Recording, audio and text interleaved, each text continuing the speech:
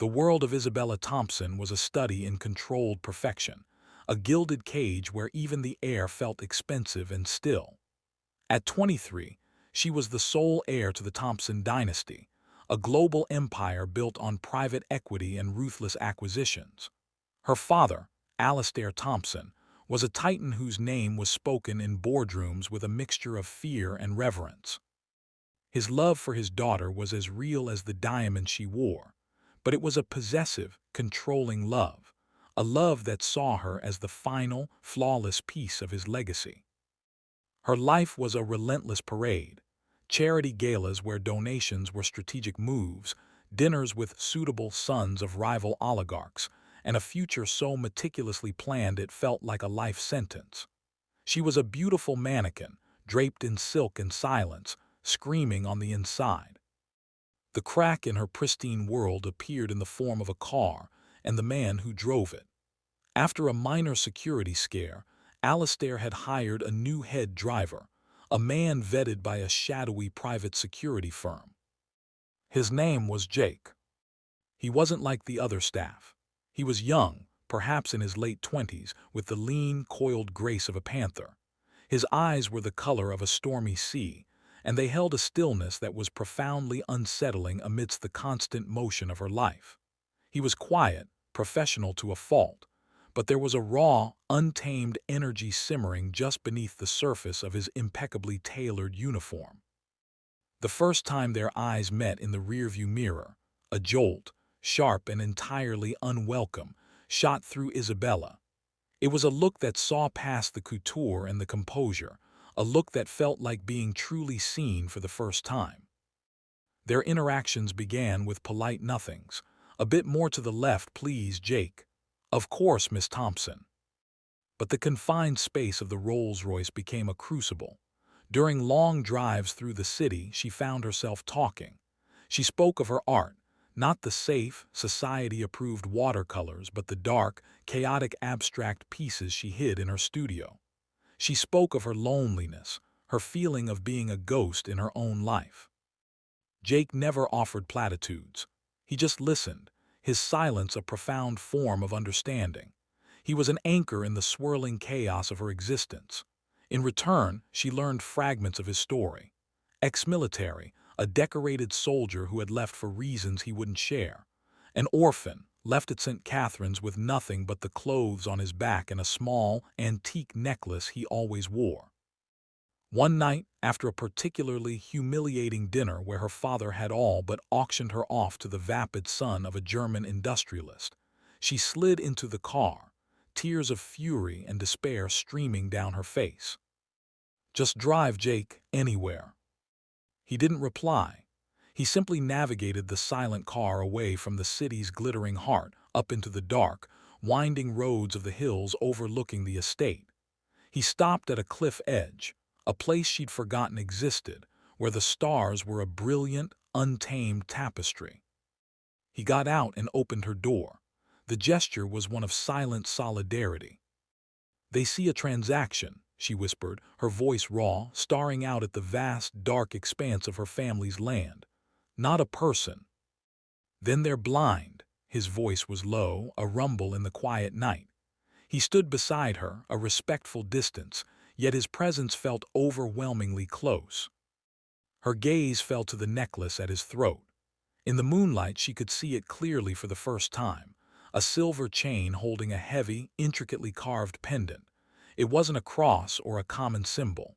It was a unique, almost Celtic-looking knotwork, surrounding a dark, opaque stone that seemed to absorb the starlight. "It's beautiful," she said. His hand went to it, a habitual protective gesture. "It's all I have from before. The nun said I was found with it. My mother's, I suppose." There was a world of unasked questions in that simple statement. In that moment, the gulf between their lives felt both infinite and paper-thin. He was a man defined by what had been taken from him. She was a woman defined by what had been forced upon her. Desire, sharp and undeniable, twisted in her gut. It wasn't just about his rugged handsomeness. It was about his strength, his silence, his very realness. As he held the car door for her to return, their fingers brushed. The contact was electric, a live wire of connection that made her breath catch. His stormy eyes locked with hers, and for a heartbeat, the professional mask vanished, revealing a heat that mirrored her own. The cage door had been wrenched open. Their secret life began in the shadows of the opulent estate. Stolen moments became their currency. A lingering touch as he helped her from the car. A secret, smoldering kiss in the rain-swept solitude of the old rose garden, his body a hard wall of warmth against hers, his mouth a desperate promise. Whispers in the dark, hushed and fervent. "Meet me at the old boathouse, midnight." He was a revelation. In his arms, Isabella wasn't an heiress. She was a woman desired and devoured. He was tender and fierce, his touch both a question and an answer. He spoke of his time in the deserts of the Middle East, the horrors he'd seen, the friends he'd lost. He showed her the scars, both visible and invisible. She, in turn, showed him her hidden paintings, the violent splashes of color, the twisted figures, the screaming landscapes that were the true map of her soul. "He'll destroy you if he finds out," Jake murmured one night, his lips tracing the line of her jaw as they lay tangled in the hayloft above the stables. "Let him try," Isabella breathed, her fingers threading through his dark hair. "You're the only real thing I've ever had." But the world of the Thompsons was a panopticon. Alastair's head of security, a cold-eyed man named Sterling, watched everything. He noticed the change in Isabella, the new light in her eyes, the secret smiles.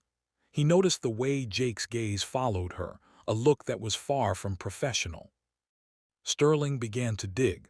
A dossier landed on Alastair's mahogany desk, photographs, timestamps. The evidence of the affair was irrefutable. Alastair's rage was not a hot, shouting thing. It was a glacial coldness that froze the very air in the room. He summoned Isabella. "This ends, now," he said, his voice like chipping ice. "The driver is terminated. You will not see him again." Isabella, fueled by a courage she found only in Jake's love, stood her ground. "I love him.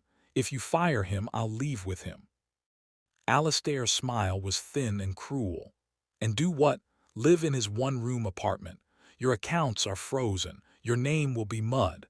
I will bury him so deep he'll never see daylight again. You are a Thompson. You will act like one."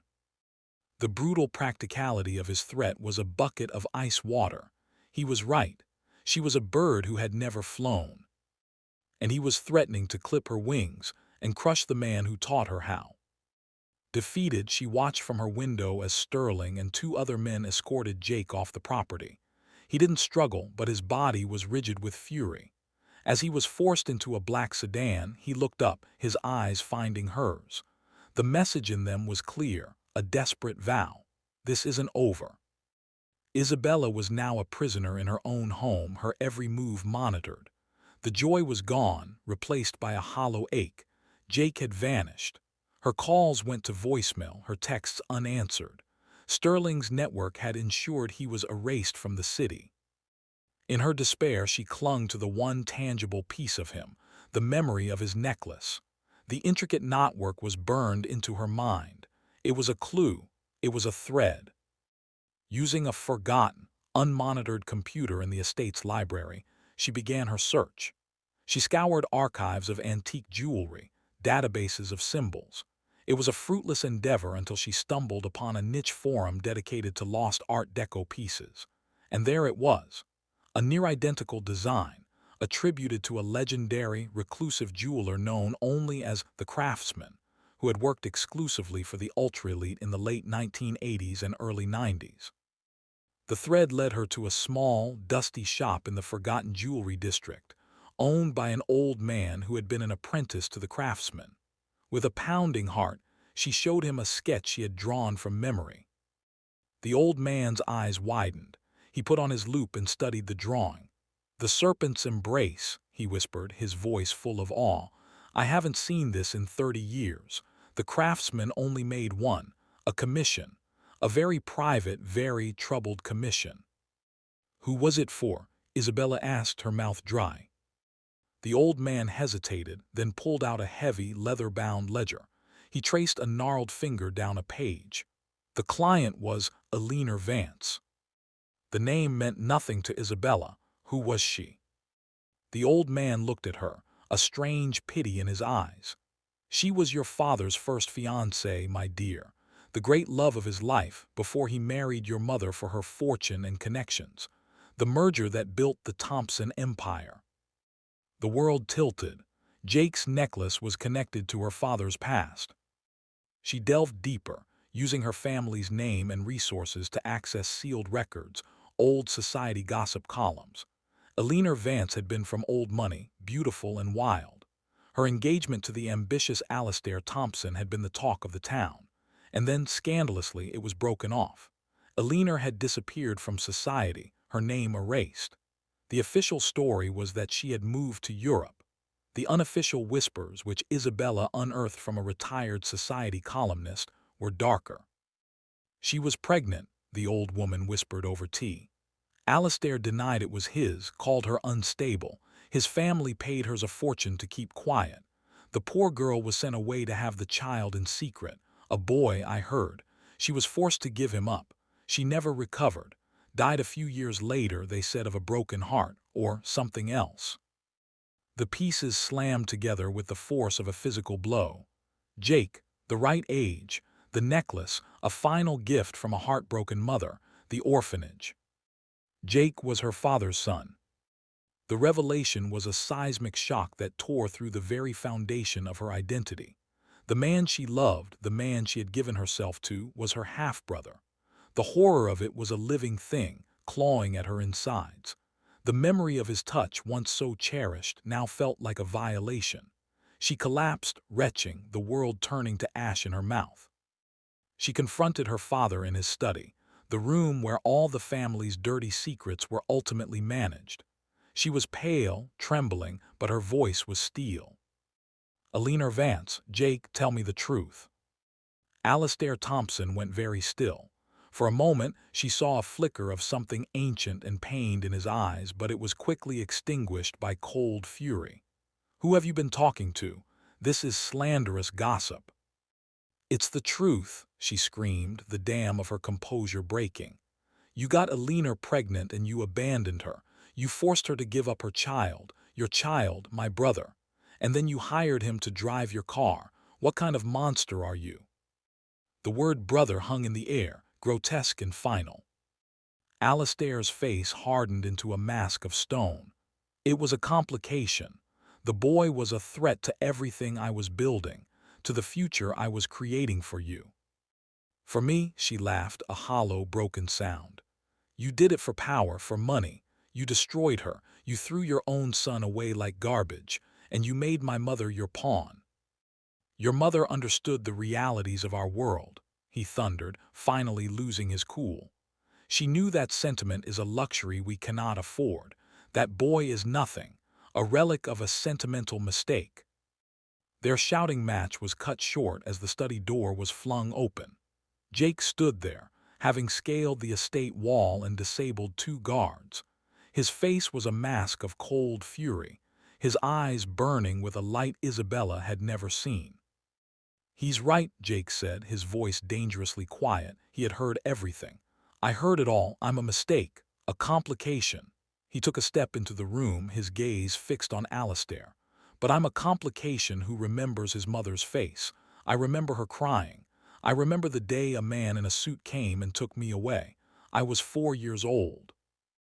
The new horror was a fresh wave, drowning Isabella. He hadn't been left at the orphanage as a baby. He had been torn from his mother's arms as a child.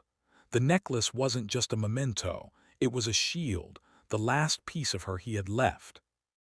Alistair stared at Jake, a strange mix of fear and defiance in his eyes.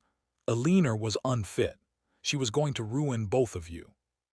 "You took my mother from me," Jake said, each word dripping with a lifetime of pain. "You took my name, my life, and then by some sick twist of fate you brought me back to fall in love with my own sister." He looked at Isabella, and the raw agony in his eyes shattered what was left of her heart. "I'm so sorry, Isabella. I didn't know." The truth was a weapon that had mutilated them all. In the devastating aftermath, there was no clean resolution. The Thompson empire did not crumble, but its foundation was forever fractured. The public story was one of a long-lost son welcomed back into the fold. The private reality was a chasm of pain and bitterness. Jake moved into the estate not as a son, but as a ghost haunting its halls. Alistair, faced with the living proof of his sin, seemed to shrink, the relentless drive in him finally broken by a guilt he could no longer suppress. For Isabella and Jake, the world had become a minefield. Every glance was a reminder of what was and what could never be. The love they had shared was still there, a deep, profound connection. But it was now twisted and poisoned, a beautiful flower that had been discovered to be toxic. They stood one last time at the cliff's edge, where their forbidden love had truly begun. "We can't," Isabella whispered, the wind whipping her hair. Tears streamed down her face, but they were tears of acceptance, not hysteria. "We can never unknow this." Jake nodded, his own eyes bright with unshed tears. He reached up and slowly unclasped the necklace, the serpent's embrace. He held it in his palm, the silver gleaming in the dawn light. "This was my past," he said, his voice thick. "It was my mother's love, and for a while it was a symbol of my love for you." He closed her fingers around it. "Now it's yours, a reminder of your strength, the strength to uncover the truth, the strength to let go." It was the ultimate act of love, letting go. They didn't embrace. The touch was too painful. They simply looked at each other, two souls bound by a cruel fate and a love that had been their salvation and their ruin. Isabella turned and walked back towards the gilded cage, now a place of painful truths instead of pretty lies. She was no longer a prisoner but a survivor. She would use her name, her wealth, not as a gilded bar but as a tool. She would build a foundation for orphan children in Jake's name.